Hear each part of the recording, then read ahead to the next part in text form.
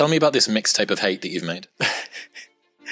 So what started happening is as you get bigger, as you get more successful, you open the door for people to critique every fucking thing you do. And most of the people who are critiquing you usually aren't where you are. And all their critiquing comes from people who are really at a low level of life, which is sad. But what we do, people who are on the upper level, hearing the haters at the lower level, like I said, you'll never meet a hater doing better than you. True statement. I started having fun with it. So I'll go through the comments, while most people don't go through comments, I go through them intentionally, look for the bad ones. And while I'll block and delete you because the people on my page don't need that negative energy, I'll block and delete you, but I take a snapshot on my phone and I put it in the archive. So what happens is, there's days where I'm like, you know what? I really don't want to do this today. And I'm like, oh, hang on. So I started making these mixtapes with all of these hate messages about people talking shit. And it became such a source of fuel that it was amazing, because I know why you hate me. You hate me because you're probably in the bed right now. You're probably an underachiever. You're probably somebody who doesn't want to do anything with their life. So I make you question everything about yourself. So I'm going to continue making you question yourself by coming out here and being even more successful. So I listen to that while I run. I sometimes play it in the house, and it sometimes gets on Jennifer's fucking nerves because I'm sitting and listening to somebody talk mad shit on a loop about me, and she's like, why do you do this shit? It's half comical, and it's half inspiring. I'm actually inspired by it. I've heard you say previously that listening to music while you train is cheating. Mm-hmm. So what you're telling me is that the silence of your own dark thoughts isn't enough of a soundtrack, and you've had to crowdsource insults from the internet, self-narrate it, and then play it to yourself while you train. That's it. I do that sometimes, yes. Yes. Have you got your phone on you right now? I want to hear it. No, I don't travel with my phone. Oh. Yeah, my phone does not go with me anywhere. Why is that? Once again, man, like right now I'm with you. A lot of times people are in conversations or they're somewhere and they're elsewhere. You may think they're with you, but they're not. That phone is the biggest distraction in the world. When it comes time for the phone, I'm on the phone. When not, I don't use it. I'm all about being present where I'm at. So that's why that phone right now, no, we do have it. It's in it's silenced, it's off. So I do have my phone right now, but usually I don't take it anywhere I go. Got you. So while you're listening to the self-narrated insults of random people on the internet that you don't like, right, what are you thinking of while you're listening to that? While you're working out or while you're walking around the house? How that, back in the day, when I was sometimes getting bullied or in a dark place, how sometimes that would have bothered me. How I would want to clap back. I would want to be on there all day explaining myself to people. And how now I'm in a place now where I can hear it and I can actually enjoy it. I can actually know where it's coming from. I've studied it. So I don't just like listen to it and like make fun of it. I actually study it because I was once that negative person. I was once that person who saw someone successful and didn't see how can I get there. I was like, oh, fuck that. They're probably cheating or they're probably doing this. I was that negative person because I wasn't there. And I didn't want to work to get there. So these people who hate on people, I've studied them. And I've gained a lot of knowledge from them because I gained a lot of knowledge for myself when I was in that dark place.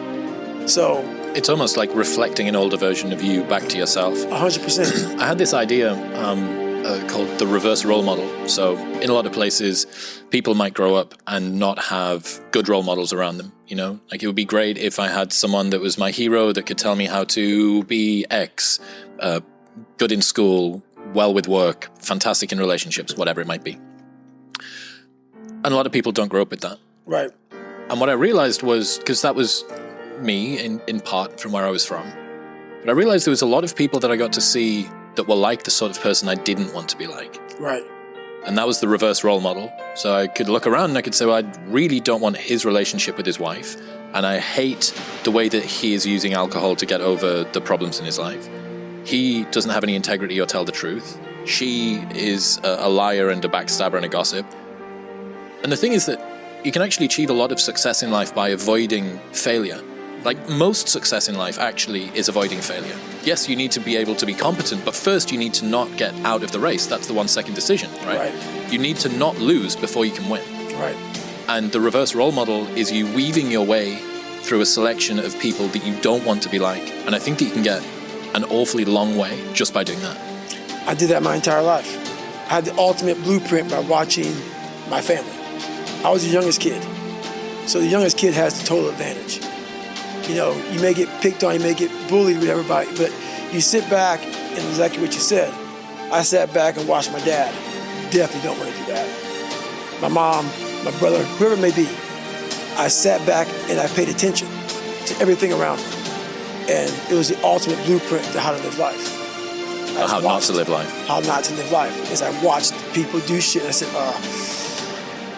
I don't want to be like that. I like what you said about how the criticism that you see from people is coming from a very unique place. I think if you got to see the inner texture of the people who don't like you's existence, you'd feel more pity than anger, for the most part. I think you'd pity them. Yes. And that's a realization that's taken a long time for me to come up with, because everybody else feels, or to me, it always seems like everyone else has got it together. Because I get to see only what you choose to say, only what I'm around you doing that I get to see, whereas I get to observe my own inefficiency and foibles 10,000 times a second, right? I get to watch the texture of my own mind be completely unresponsive and useless. I see every single prideful decision, every single lie that I tell myself, every single time I make a promise and don't keep it. But I don't get to see that from everyone. So I'd always presume, because of this asymmetry, that everybody else had it sorted and I didn't. And it also made me think that everybody else's opinion was this perfectly balanced, well-researched, beautifully, they had me nailed down to a T. And what they were telling me was the truth.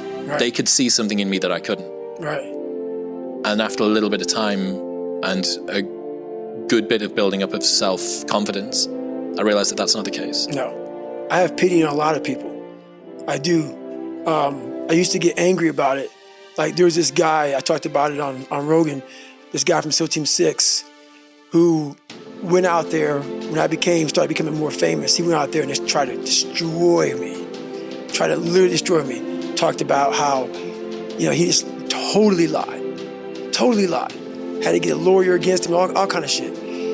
And I was getting ready to sue this guy. I was going to sue him because he literally tried to destroy my character, my reputation. Went out there and just lied his ass off. And I thought to myself, it was about 2 months into it, and I sat back and I started feeling sorry for this guy.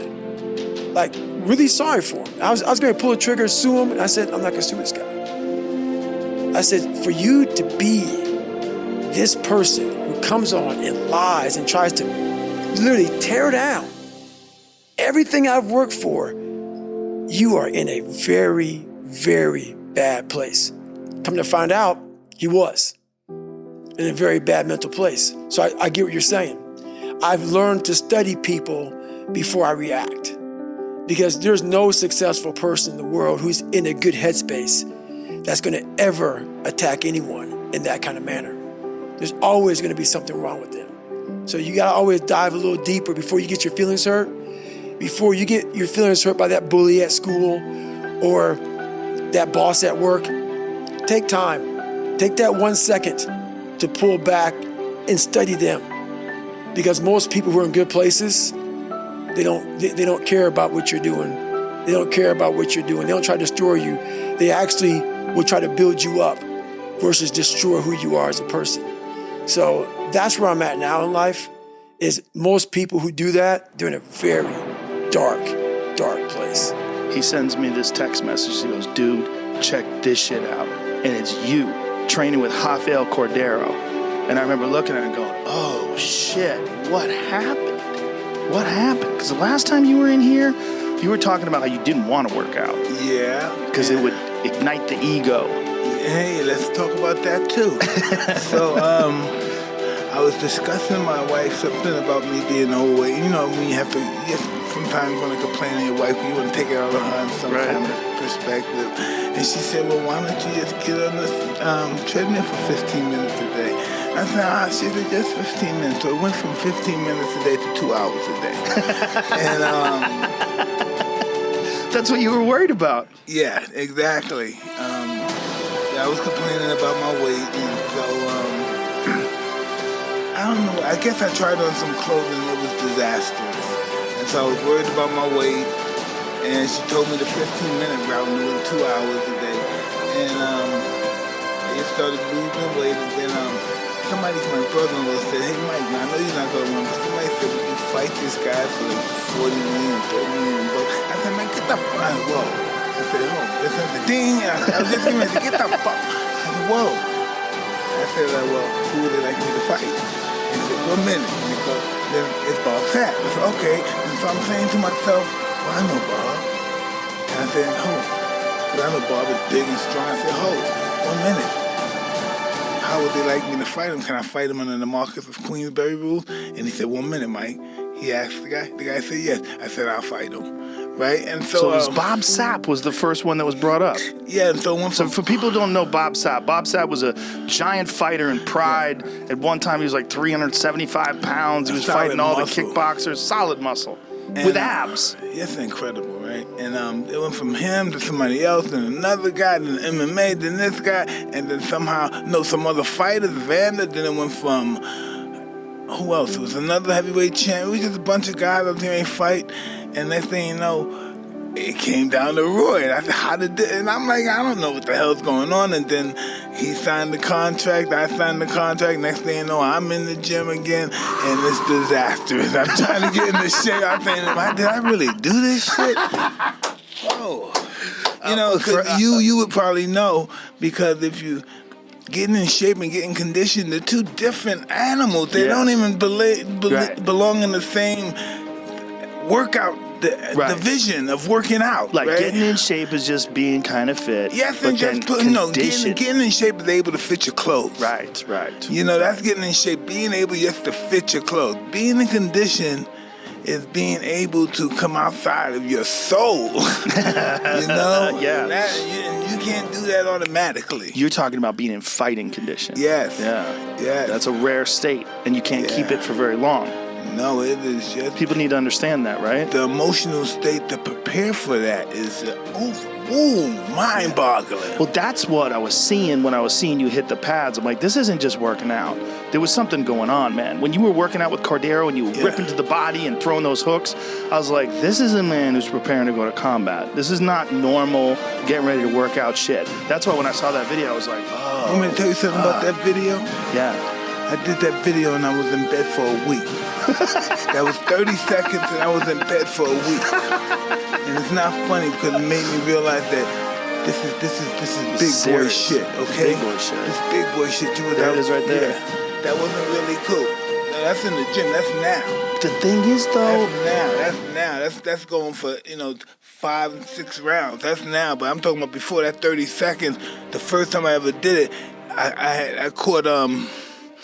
What's the shit you cut when you can't walk? Oh, sciatica. Yeah. Everything came in. All that shit that came back that made me quit boxing, all the pain started coming back. So about 12, 13 years from the moment you did your first sort of stand-up event to you having your moment. Mm-hmm. And I find that fascinating because those 13 years, most people aren't willing to do something for 13 years without their moment showing up. Mm-hmm. Like when you hear, shit on Instagram or quotes, or you watch motivational videos and stuff, if they told you that it would take 13 years for you to have your moment, almost nobody would take part. Nobody. No. But those 13 years of your training. So Scooter Braun told me one time, he was like, what makes him different is the work that he's willing to do in something. And he was like, if they were giving out like $1 million for somebody that can hit a fastball pitch, from the best pitcher in baseball, right? And this thing would basically require everybody's going to go and try to hit this because everybody wants the $1 million. So the first day of the announcement, the line to hit this pitch is going to be droves, right? Like millions of people. Who knows how many people will be in this line? And people will go up and strike out. And after that, they will go, damn, it's over. Like, I missed. Not many people would miss and then go stand back in line to go hit the ball again. He was like, I'm going to keep getting in line. What you'll find is that the line will get smaller and smaller because of how many people are dropping out and optioning not to wait and do the hard thing again. That comparison and that world of understanding is like something that equates to life very well, right? Not many people are going to wait through the 13 years of bullshit, hard shit. Most people opt out at year 2, maybe 3, no money, whatever, I need to figure something else out. Year 6, fuck this, man. Stupid. What am I doing? Why am I doing it, right? I'm going to go find the quick avenue or the quick return. Because money is that's what it boils down to for most people. Where's the money? Where am I making the money? When the money comes, it comes. What you find is that it's not hard to make money. Once you start making money, you learn how to make money. It comes with education. It comes with understanding, and it comes with a better resource of mind that makes you go, no, I'm going to do this, and I'm going to build this, and I'm going to go here, I'm going to meet, I'm going to present, I have an idea, I'm going to pitch it. You're now a much better machine because you understand. Money is no longer the thing that you think it was when you get to it. But getting to it, to get that understanding, you lose the pack. You lose the pack because the pack is like, I want it here. And because it didn't show up here, I got to go figure out a new thing to do that's going to give it to me here. And they got to recycle They lose focus. Yes, you're never completing anything. You never finish nothing. So the thing that you think you're focusing on, you keep quitting to start something else that you think is the idea, and it's just a cycle. It's a cycle. Don't you notice that people come up to... I notice this a lot with young entrepreneurs, especially those that aren't having success. They start one thing. When they come and tell you what they do, they tell you 17 things. 17. None of them have ever worked, but they say 17 things. Mm-hmm. And they think that doing more things is increasing the probability of success. 1,000%. Where it's the opposite. It's the opposite. It's the thing that you actually thought of that you are going to put 100% of your mind and focus into to complete. And then after that, you're able to pick it apart and take the good, the bad, the whatever, and either restart that thing again to improve it or make a decision to do something else, but you finished. I made the choice that stand-up comedy was what I was going to finish. I made a choice that becoming a good comic and a good headliner, if I focused and did it well, that would open up the doors for me to do everything else that I want to do. If I don't have that, how do I expect to get in? Moving toward any goal involves orienting our thinking towards the extrapersonal space. I'm just going to seed a little bit of the later conversation by saying that when we focus on an external point, we are in a process of exteroception. It's the focus on the extrapersonal space, not the peripersonal space. Work at NYU, in particular in the laboratory of a phenomenal researcher in their psychology department by the name of Emily Balcetis, Balcetis. Emily Balcetis has done really nice work on this. They've done is they've had people focus their visual attention on a goal line of some sort, and then to engage in some sort of behavior that requires a lot of effort. The long and short of these studies is that when people have to focus their attention on one location, like a goal line, they are much more effective in reaching those goals, and they achieve them with the perception that they expended less effort. And what they did is they had a group of people exercise wearing 15-pound ankle weights, and they had to basically move a certain distance or run a certain distance to reach a goal line. One group was focused on the goal line, visually focused on the goal line. The other group was not told to visually focus on the goal line. And what they found was that the group that focused on the goal line was able to achieve reaching that goal with 17% less effort, and it got there 23% quicker. Simply by looking at the goal line does something to the psychology and physiology of these people that allows them to move forward with less perceived effort and to do it more quickly. So what is special about focusing one's visual attention at a given location? It turns out that we have two branches of our visual system. So visual information all comes in through our eyes, but then it can head down two different pathways. One pathway is engaged when our vision is brought to a common point, what we call a vergence eye movement. So if we're focusing very intensely on a given point, regardless of how far away from us that point is, our visual system engages a certain set of neurons, neural circuits, that are involved in resolving fine detail and that can evaluate small changes over small periods of time. The other pathway through the visual system is a so-called magnocellular pathway, and this is a pathway that's involved in taking in global information about lots of things that are happening around us.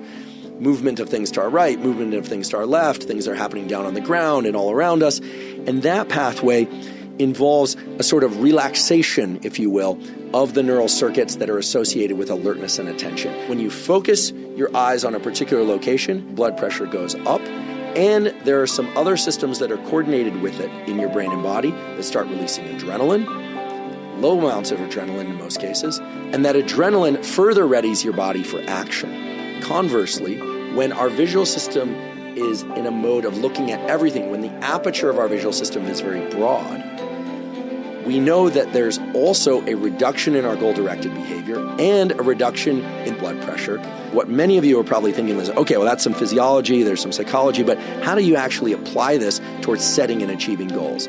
Well, you do that by understanding that your mental frame and your attention are always either positioned to your peripersonal space, focused on your immediate possessions and state, or towards things outside you, but that you also have the ability to dynamically travel back and forth between those. If you already know what goal you want to pursue, maybe it's a workout, maybe it's cognitive work of some particular sort, again, the process is very simple. You're going to focus your visual attention on one point beyond your peripersonal space. So it could be on your computer, it could be on the wall, it could be a horizon, it could be at a distance, and you're going to focus your visual attention there, and with some effort, you're going to hold your visual attention for 30 to 60 seconds.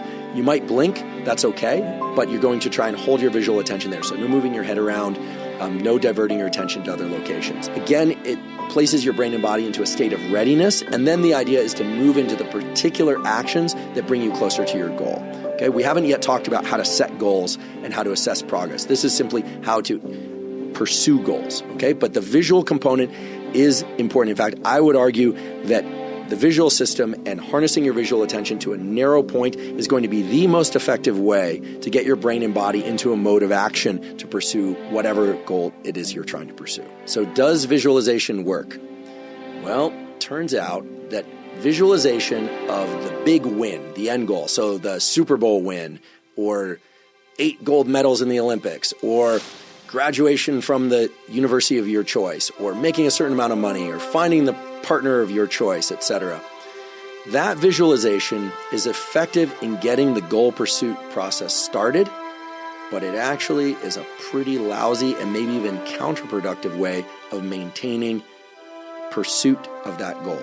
In fact, there's a much better way to maintain ongoing action toward a goal that also involves visualization, but it turns out it's not about visualizing success, it's about visualizing failure. If you look at the literature, the scientific literature, there's a near doubling in the probability of reaching one's goal if you focus routinely on foreshadowing failure. You think about the ways in which things could fail if you take action A or you take action B, and instead, therefore, you take action C. If we think back to the neural circuit associated with assessing value in our goal pursuits, this makes perfect sense. The amygdala, that center of the brain that's involved in anxiety and fear and worry, Well, the amygdala is one of the 4 core components of our goal setting and goal pursuit circuitry. And so while I'd love to be able to tell you that all you should think about is rainbows and puppies and all the wonderful, rewarding things that are going to happen when you achieve your goals, the truth is you should be thinking mainly about how bad it's really going to get if you don't do it, how disappointed in yourself you're going to feel, how it will negatively impact you, if not in the immediate term, in the long term. If indeed your goal is to reach your goal.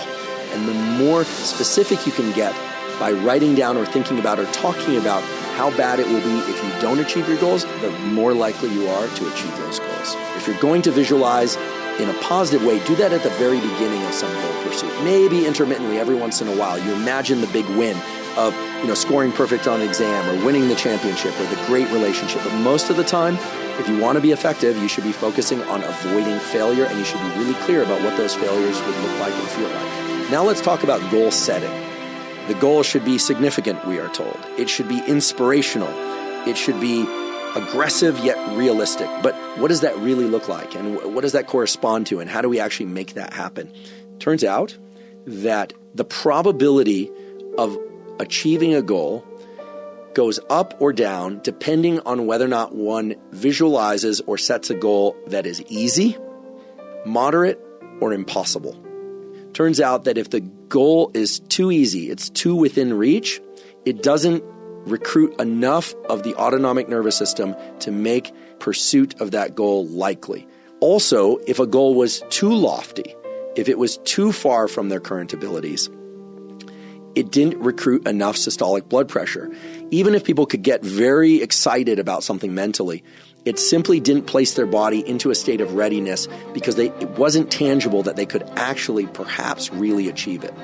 So it turns out that when goals were moderate, when they were just outside of one's immediate abilities, or that one felt that, yeah, that would take a lot of effort, but it's within range or maybe in range, like maybe I can do it, maybe I can't, then there was a near doubling of the likelihood that they would engage in the ongoing pursuit of that particular goal. The goals need to be realistic and truly challenging. Don't set goals that are so challenging and so lofty that they crash that blood pressure system in the other direction and make you or anyone feel unmotivated. No, I'm talking about that light. Yeah, I saw that light. Yes, when you come close to that light, and it's in that light that I'm talking about is death. Yes. If you come close to that light, when you do, and if you are fortunate enough to come back from that light, you value life differently. You can't. There are no bad days for me. There are no bad days for me. My biggest cry in life came from the first day that I came home from the hospital, because I never had to see that house again. Like there was an option of me never seeing that home again. There was an option of me never walking on that driveway again. There was an option of me never seeing my wife and my kids again. Like the biggest, and I mean, it wasn't like a build-up cry. It was pull up, get out, feet touch the ground. What the fuck just came over me? Boo-hoo. Yeah. Like, what the fuck? What just happened? And by the way, a painful cry because my back was fucked up. Right. So I'm crying hard and I'm in pain. But the realization of none of this has to be. You're not in control. Right. Hey, Kevin, you're not in control, buddy. You thought you were. You moved for a minute like, nah, I got this. I'm going to do that. Don't worry about it. I got it.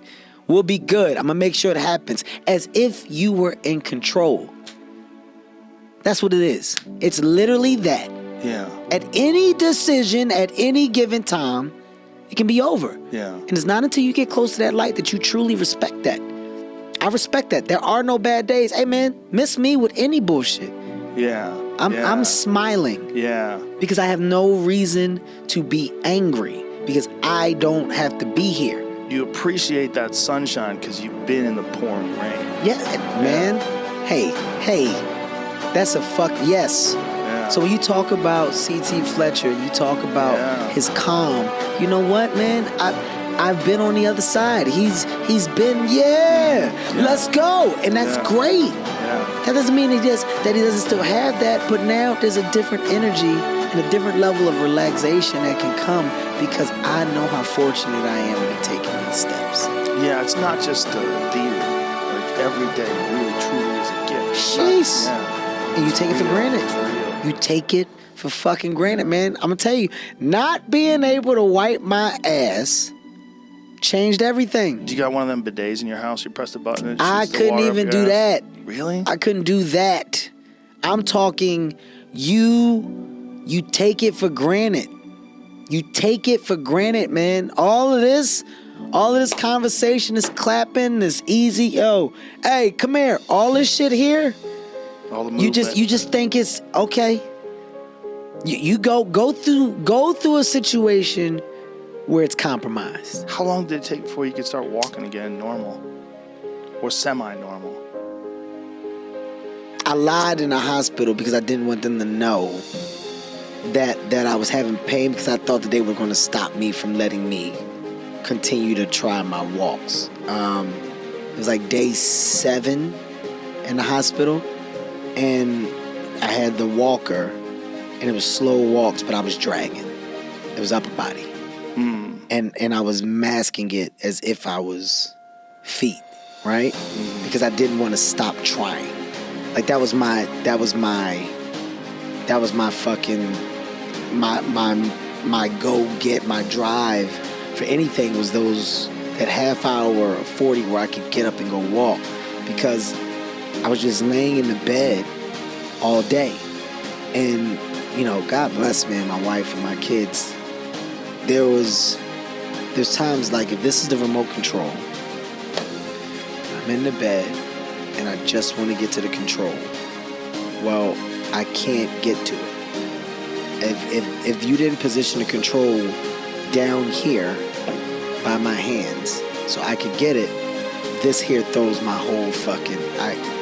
So now I can't press the button to call nurse, and every second is, babe, can you grab the control for me? Do. And there was a time where my son was like, fuck it. My son just slept in the bed with me. My son, he was like, I'm here, Dad, I'm up. My son didn't want to go to school. My daughter didn't want to go to school. They didn't want to leave my side. They stayed there. And middle of the night, if they heard me, you all right, Dad? What you want? They were up. My son doubled as nurse. My daughter doubled as nurse. Nico doubled as it. They were there. My brother came, and that's when the care about what was important really changed. The shit that I thought was important, the things that you think are important, you get to looking around that hospital room, it's 4 walls. None of that shit that you think is important is in there. It's one of these people. None of the other shit was in there. None of it. None of it was fucking in there. It's also got to make you feel great that there's that much love, that they cared about you that much.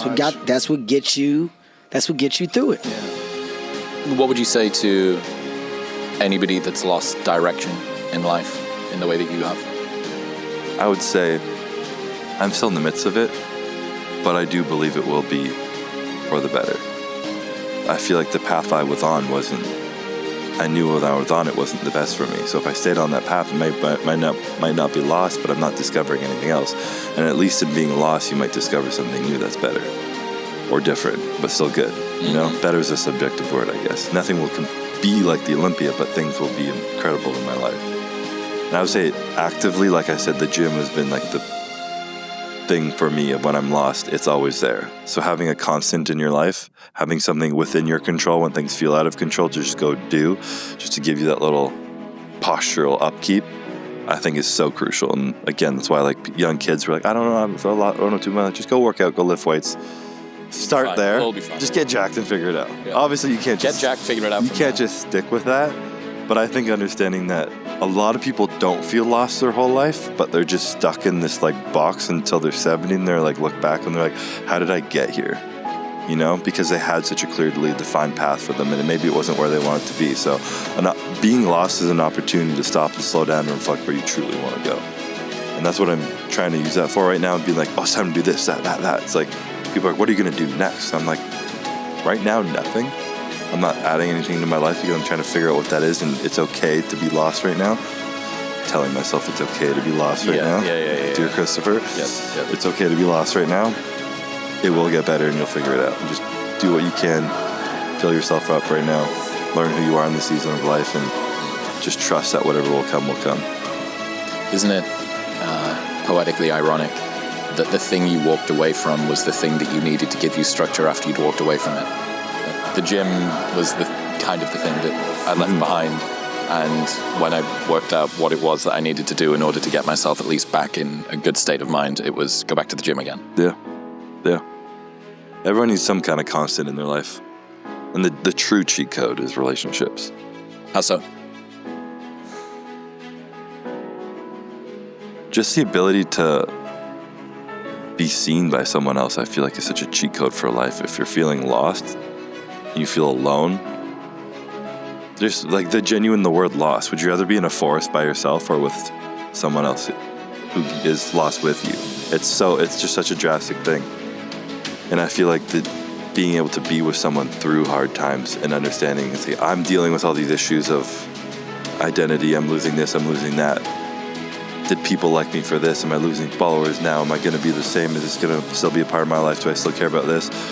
But when I go home, my wife doesn't treat me different. She doesn't see me different. She just sees what I'm going through and loves me the exact same no matter what I'm doing externally. Whatever success I have, it's like, can't define it better than a cheat code for life. There's no better confidence and ability to believe in yourself than when someone else says and when they see you no matter what and you feel safe to be whatever you need to be with them. Whether you win, whether you lose, whether you stop, whether you keep going. Yeah. Absolutely. Yeah. Where does your self-worth come from now then? I think that's if there's challenges with sort of the structural side, what does my day look like? What do I do? What am I working toward?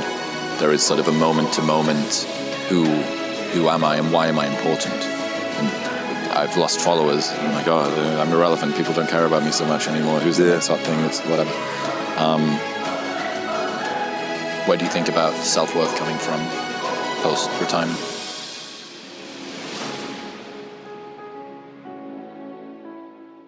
I would say by genuinely knowing and believing that I'm living up to what my most important values are. Like, for example, if I want to be a good father, if I know I'm showing up as being a good father, that's my value, that's within my control, then I feel good. But the difference of that is like, oh, I want my daughter to love me or be happy with me or whatever it might be, something like that is out of your control in the moment. And those are what I would worry for, where if my daughter looked at me and she's like, I hate you, Dad, which probably will inevitably happen at some point. And then my self-worth is attached to her not hating me. So then I have a crumble and I believe it and then I act in a certain way rather than being able to dissociate with that and be like, what are my values? Being a good dad. Am I being a good dad? Yes, I know I have been being a good dad. My self-worth isn't attached to her not saying she hates me. It's in how I know I show up and in believing in my character and who I'm being. So when she says, I hate you, Dad, I can not react to that and be able to be like, something's going on with her. What is she experiencing? And I don't have to have the selfish response of, well, I need to get her to love me now. It's like, no, she's hurting right now. Let me be there for her. And I feel like that is, that's a double cheat code of being a good dad and having controlled self-worth, but learning to apply your values or learn what your values are and live by them in a way that they're within your control. Well, how wonderful it would be if people could do that in the Olympia. I didn't win this year, but I did my best. I gave it my all. I did all the rest of it. It seems like, I'm trying to work out what the difference is between those two pursuits, right? A be good dad is process. Raise daughter well is outcome, right? Something like that. Like, whatever the way that the child interacts with me being a good dad is, right? So even if there isn't specifically an outcome, we could come up with some equivalent equation for the Olympia, like train and eat in a disciplined manner, right? Win Olympia, right? Is maybe one of the outcomes, but those two things aren't necessarily linked. You can do the first one and not get the second one, and you can get the second one without necessarily doing all of the things of the first one. I'm sure that you had cheat meals at some point. Someone else will have done too, but for some reason the constitution that you have and the way that you approached it, your cheat meals and volume of and missed reps, individual missed reps and, you know, shortcuts and stuff allowed you to still win at the end, and for somebody else doesn't.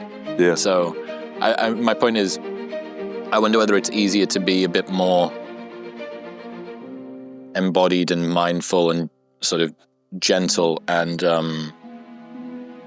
like not philanthropic, but like charitable, sort of like giving in that way, and less attached to the outcome, because it's more resonant and it's more inner than it is, and I will get the accolade on stage, and I will, which is maybe why the sort of classic tiger mom archetype of the parents who are living vicariously through the performance of their children are stricter with their kids than they've ever been with themselves. Yeah. You know, they demand a level of dedication and performance from their children that they don't from themselves, because their children are a performance. They, like, that outcome of that child is them. That's their goal that they're working toward, as opposed to, I just want to be the best dad I can be, or I just want to be the best mom I can be. It's tough. And I've had this debate and I have no idea the answer of, like, when you're working towards something like that and you're like, all I care about is that I gave my all. I did everything I could. And then whether I win or lose, I don't care. For most people, even if you got a terrible night's sleep, even if everything in your life is going wrong, chances are, unless you're very depressed, if you're going to leave to work, or even if you're not, that you're going to still carry out the behavior of brushing your teeth in the morning. I would hope so, actually.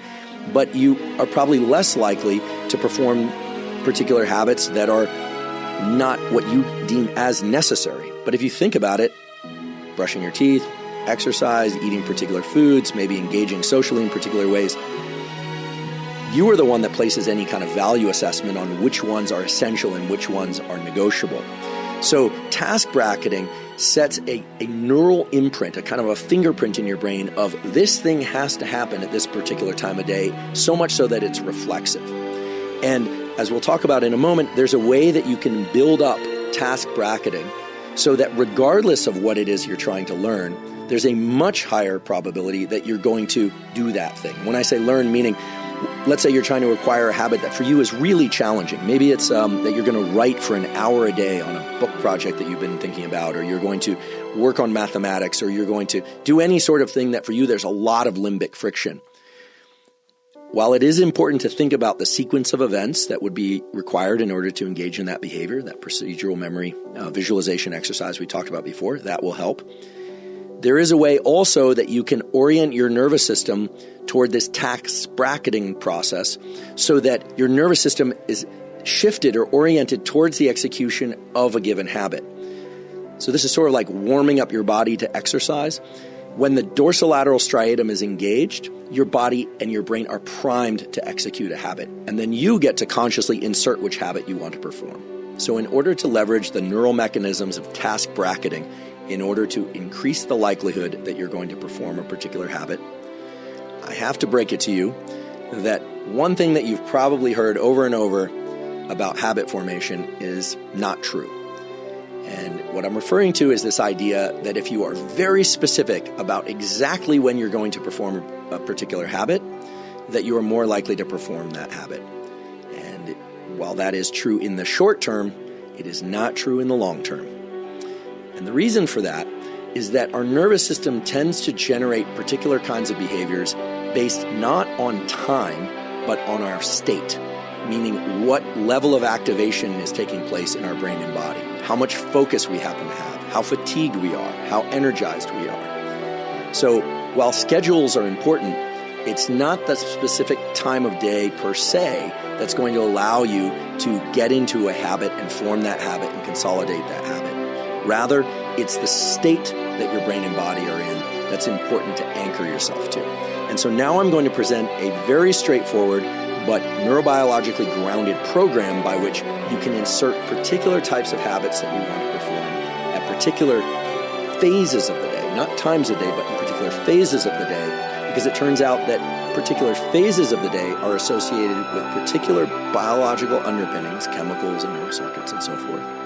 It involves dividing the 24-hour days into what I call 3 phases. The first is phase 1, which is 0 to 8 hours after waking up, approximately. The second phase is the 9 to 14, maybe 15 hours after you wake up. And the third phase is 16 to 24 hours after waking up. So we've taken the 24-hour cycle, we've carved it up into 3 phases, phase 1, phase 2, and phase 3. Phase 1, which again is 0 to 8 hours after waking, has a particular neurochemical signature. Regardless of what you do, the neuromodulators norepinephrine, as well as epinephrine, so that's noradrenaline and adrenaline, as well as the neuromodulator dopamine, tend to be elevated during that first 0 to 8 hours after waking. So after all of this, all this big Modern Wisdom review thing, all I did, my only 2 goals for this year at the start of this year were don't let the show drop and fix my health. That was it. That was all I wanted. Nothing else. Don't let the show drop and fix my health. So I really was humbled, like kicked in the nuts so many times that they were 2-dimensional. They disappeared if you looked at them from the side. It felt like a cosmic joke. It felt so unfair, like working so hard to just operate. Going to bed at 7 o'clock at night for 6 months. Unable to sleep because I was wired but tired because my cortisol was inverted. Cortisol was higher at night than it was in the morning. So no matter how long I slept, I was never able to feel rested in the morning. And then dealing with it alone, dealing with it on my own and trying to go through complex environmental illness, doctors and treatments and all of this stuff. That really made me face a lot of the fears of insufficiency that I've had. I think every man knows reflection when he's at his lowest. And I've been at some of my lowest points over the last 12 months. So for me, the happiness thing has been like, I just need to get through today. I just want to perform well on the show. I can't really think about the mood that I'm in when I do it because the mood that I'm in is just swimming in melancholy. I don't feel very good. It felt like my better self was slipping through my fingers. Like it was being ripped away from me due to something that I hadn't done. It felt so unfair, so karmically unfair. Literally like a personal curse that had been hit at me, and it was specifically on the thing that I care about the most. So mold does typically lots of things, but 3 things. Energy, mood, and cognition. So it makes you tired all the time, it makes you low mood, and it makes you forgetful. So there was a day when I looked down and I forgot how to tie my shoes.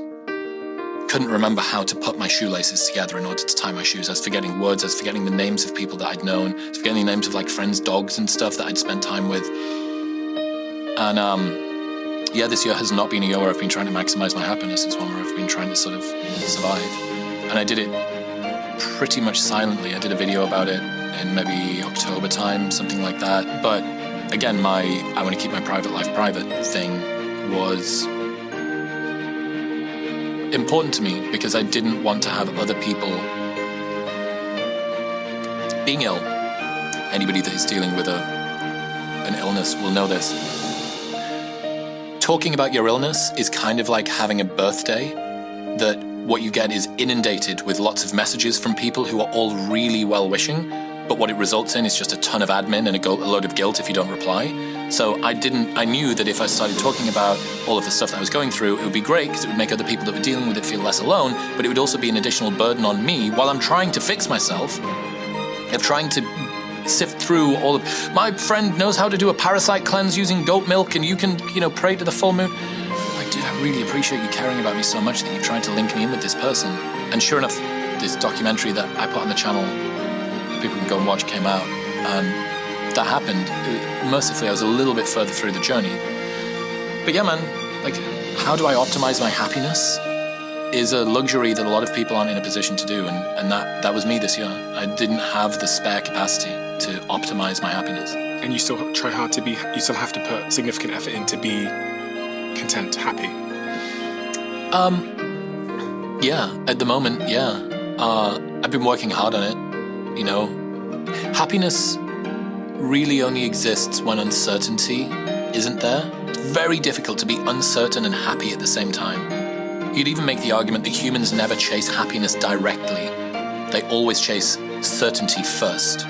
Because if you don't know how the future is going to pan out, how are you able to be happy, especially if it's a chronic uncertainty, like, severe uncertainty, not just, I don't know who's going to win the sports game tomorrow.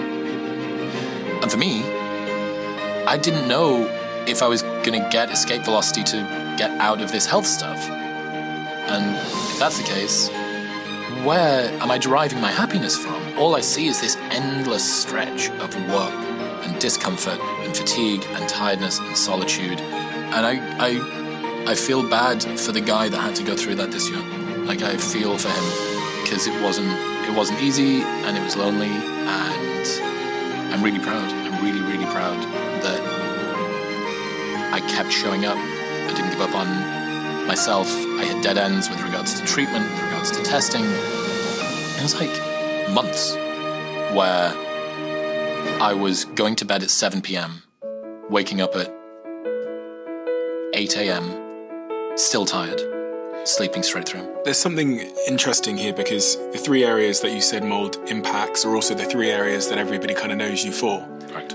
And that's kind of why I said personal curse. It felt like somebody had designed a pathology just for me, and it would hit at all of the places that I took my self-worth from. Does it leave a question then, which is, if you take everything I value now that gives me self-worth, what remains? Well, that was a question I had to ask myself this year. And what did remain? Somebody who's kind, somebody who's genuinely kind and sensitive. And I always thought that sensitivity was a weakness, but it's not, at least not for me. It's somebody who is resilient in a very normal way. So boring victories is something that I've had to learn to take pleasure from this year. Is today the grandest accomplishment of your entire life? No. But you went for a walk, or you were kind to that person at the supermarket, or you were gentle with yourself when you became frustrated. And I had to get over the shame of small pleasures, that somehow me feeling proud about the way that I showed up in a tiny, minute way that nobody else saw was sort of a comment of the smallness of my life. Oh, you must not have a lot going on. Like, how feeble, how weak, how minuscule must your life be, that seeing that golden retriever was the best part of your morning. And yet I realized that was worth being happy about, and that denying myself the opportunity to be happy about something small is basically me holding my happiness hostage. Like, until the bank deposit is sufficiently large, the ledger doesn't kick in. Like, I can't pick up pennies, I can only pick up $100 bills. And it really fucking humbled me, dude. Especially if you're flying high. 2 years ago, the show is just vertical. And it numerically it still is now. But it really, really felt like something had just come in to bring my feet back down to earth. And I feel different to the person I was last year, but I'm much more connected, I think, to a sort of truth. Alain de Botton says the best men are those who have been broken. And this year has definitely broken me. You doing better now? I am. Yeah, I am. If I was at a 3 12 months ago, I'm probably at a 7 to an 8 now. So don't let the show drop and fix my health. Like, I got close to doing both of those. We've got to wrap up now, but I wanted to give you the chance to end this with any closing thoughts that you might have for the listener that's gotten this far in this conversation and who is really at the foothills of potentially a new version of themselves. And is there anything else, Chris, that you wanted to say? Well, first off, congratulations for making it through all of this. There's a lot of uncomfortable things to face with conversations like this. It really forces you to reckon with parts of your direction. I really don't want to have that conversation. I really don't want to face that thing. There's a great quote from Jean-Paul Sartre. He said, "I've led a toothless life. I have never bitten into anything. I was waiting. I was reserving myself for later on. And I've just noticed that my teeth have gone." This idea of being shunted to the side of your own life, of being an NPC, a non-playable character when you should have been the main character. You can be in service of other people, but you can still have some sort of action that you take into the world. This deferred life thing, waiting for life to begin. it's a great time of year to question that assumption. What would have to happen by the end of next year for you to look back on it and consider it a success? What would I do to make 85-year-old me miserable? What would 85-year-old me wish that I did more of? What are the emotions I'm unprepared to feel? What are the thoughts that I thought too many times last year? If this was a movie and the audience was watching, what would they be screaming at the screen, telling me to do with my life? They're cool questions, and they certainly helped me. They helped me find direction, so I hope they've helped everyone else as well.